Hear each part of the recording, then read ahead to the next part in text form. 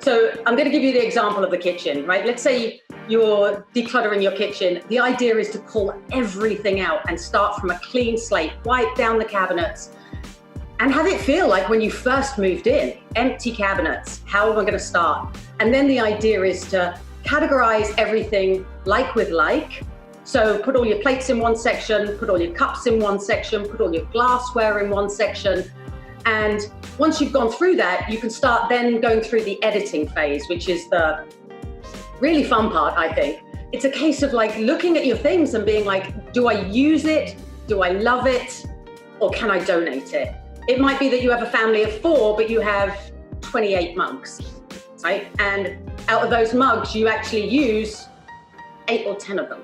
You may never have 28 people come over to your apartment. So this editing phase is crucial, and especially as you've pulled everything out, it's important you kind of go deep here and work out what really is helping you and supporting you. A current misconception for a lot of people is that they have to have the right containers before they start. Do not go to any kind of container store, don't hit IKEA.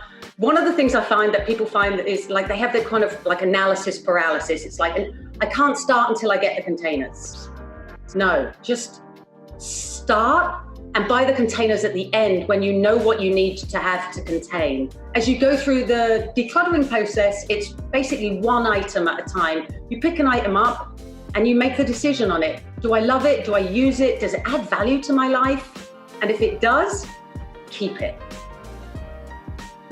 Part of this whole thing is about like working out what your zones are. So like your kitchen should just house your kitchen stuff. Your garage should just house maybe like your tools and your car and maybe a bike, right? Because that's what the garage is there for.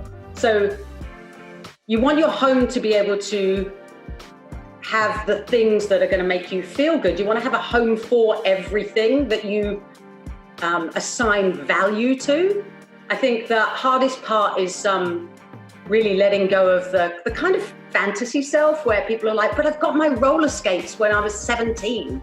Right? And I'm still hawking them and moving them from apartment to apartment, right? Because my fantasy self is that I'm going rollerblading again, right?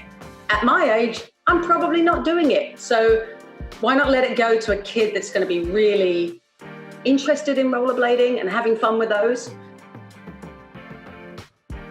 I have a small donations box that just sits in the bottom of my closet. So when I bring something new into my home, it has to be better than something I already have, right? So we call this the 1 in, 1 out rule. I think it's really important to decide when you bring something in that it's going to replace something, because this is the way you maintain the systems that you put in place, right?